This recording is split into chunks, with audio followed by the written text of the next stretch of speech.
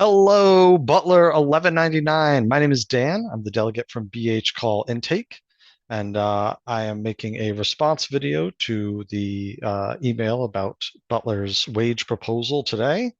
Um, Quick disclaimers, this is not an official 1199 communique. This is my own thoughts and opinions. And this is also not a replacement for talking to your delegate. Please talk to your delegate. These are important issues, and you need to stay on top of it, especially when it regards your department. So let's get right into it. So, number one, want to apologize. I had made an error on the last video. Um, uh, when reading through their proposal, I had missed a small section where they had outlined that the initial raise for off-scale employees was 4%. Um, they don't use the word off-scale in their proposal. They also send their proposal only by email and in four separate emails, or four separate documents in an email. They intentionally make it very hard to read through their proposals. I made a mistake. I apologize. I should have done a little bit better. Everything else I said should have been correct as far as I understand. Um, and so today they released their email and really boasted about how this is the one of the best proposals they've ever given. It's you should be eternally grateful, and you should probably even just come in, kiss their shoes and thank your lucky stars that you have a job for them. Um, so let's talk about it because I feel like what they have said lacks a lot of context and especially a lot of historical context.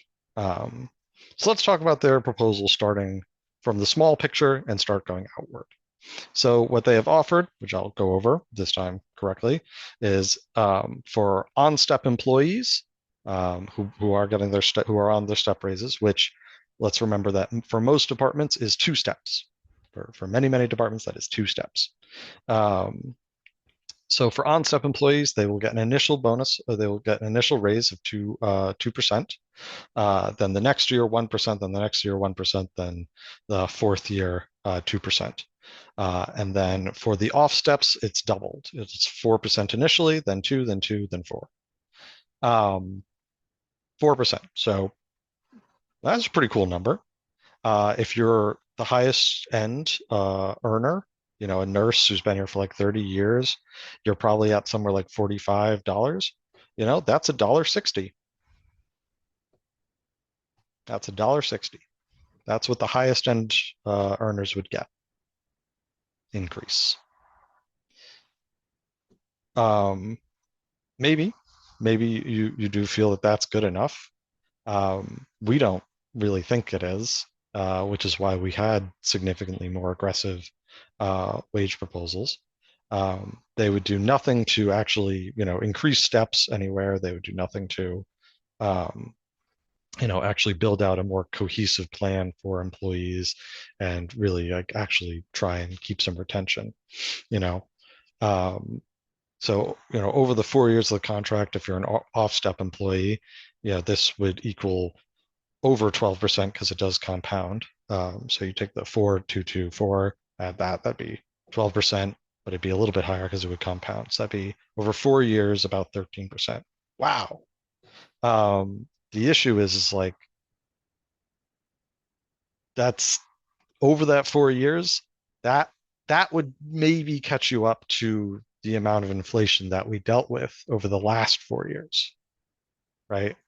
I mean, women and infants, secured a contract with about like 14% on the base numbers before you even get into the fact of how that hits into their wage scale, which it does, 14% over 2.5 years. Um, and when it hits into their wage scale, it goes up even farther to even like really about 20% or so. And we see similar things happening in other hospitals, you know. And so this has a lot of aesthetic value of looking good, right? But like I said, we faced a lot of inflation over the last contract, and the mechanism in our previous contract that was meant to deal with extreme fluctuations in the market, which would be the market surveys, they refused to do because they wanted to take that money from you, right? By not adjusting your wages to the extreme volatility in the market, right? They essentially depreciated your value. Um, and, you know, so that's part of the reason why we're going with a 2-year contract to begin with, is because, well, we can't really trust them anymore over a long period of time. They broke a trust built, system, uh, to line their pockets. I mean, that they kept negotiating with insurance to match their reimbursements to inflation. You know that they did that with their vendors, and but they didn't feel that we were worth it. They didn't feel that it was worth it to keep us here, to encourage us, to make our lives better. That's how they felt, and I don't think that feeling has changed. Um, you know, and it, and so that's what we're seeing from this proposal is uh, it it lacks the understanding of what has happened to you, right? When we make our wage scale proposals, it is, and like we do with any proposals, it is to address a real problem that is the reality of the life that you're living. You have faced these issues. You have faced the increased costs in your life, and you need to be brought up to where that is and then given a raise on top of that.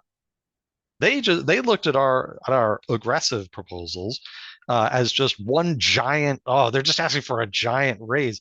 Yeah, well, you didn't do what you needed to do over the last 4 years, so we have to get that back. We have to catch up and then ask for a raise. But they don't see it that way. They look at everything through a very narrow, microscopic lens. Every problem is, if they even agree it's a problem, is individualized, and that's what they want. They want everyone to look at these things individually. They want you to look at their wage proposal individually outside of the context of everything else, right? Especially outside of the context, they had a little thing in there about, the changes they want to make to your benefits packages, right? Now they want to chip away at your healthcare. They want you to pay more for the HSA.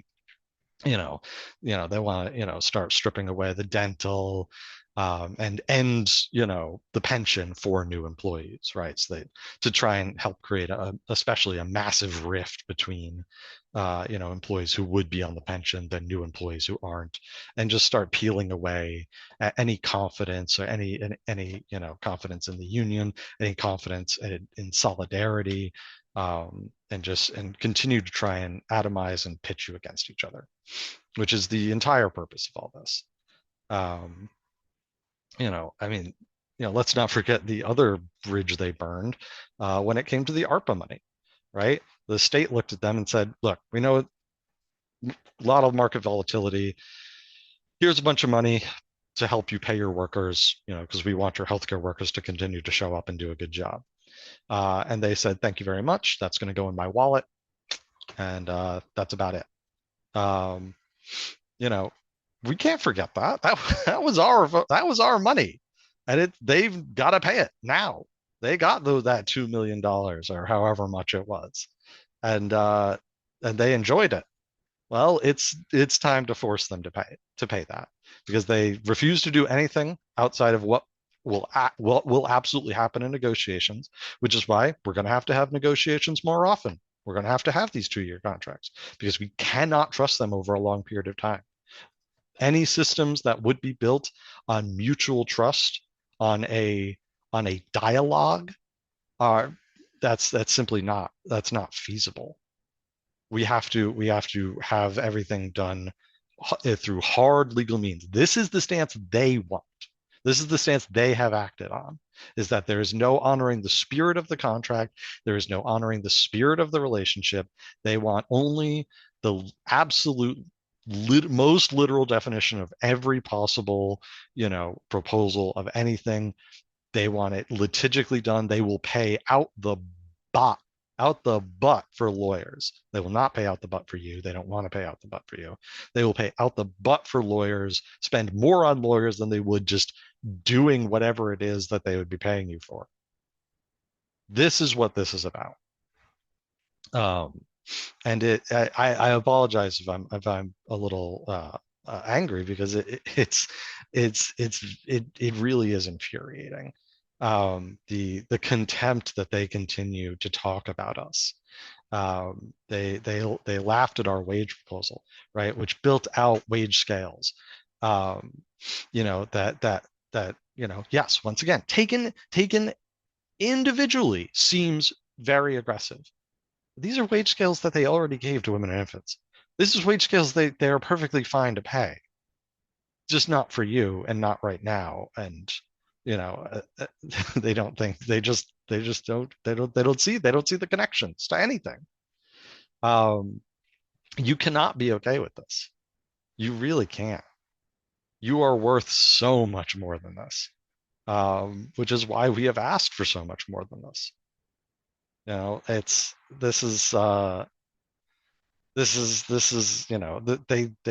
they think you'll be content with this. They look into the future. They don't see issues upcoming in your life. They don't see you wanting to have a kid, you wanting to get a house, you wanting to get a new car or fix the car you currently have. They don't see you going to the grocery store and buying a meal for your family. They just see what'll keep them quiet for 4 years. What'll get them out of our hair. Um, and I really hope you can see through this. Um, I think you can because you're all brilliant. You are some of the smartest people I've ever met.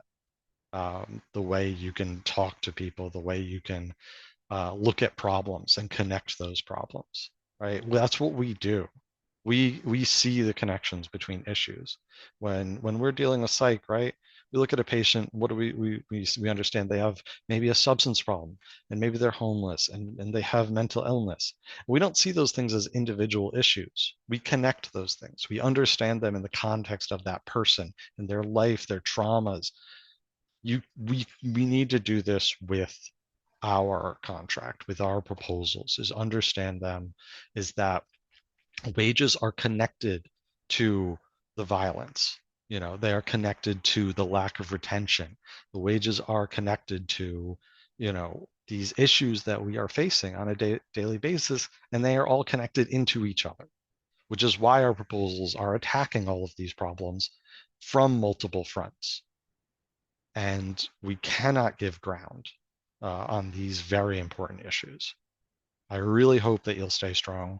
Please show up to vote for the picket tomorrow, and show them that you can't just be bought off with $1.60 or most likely less.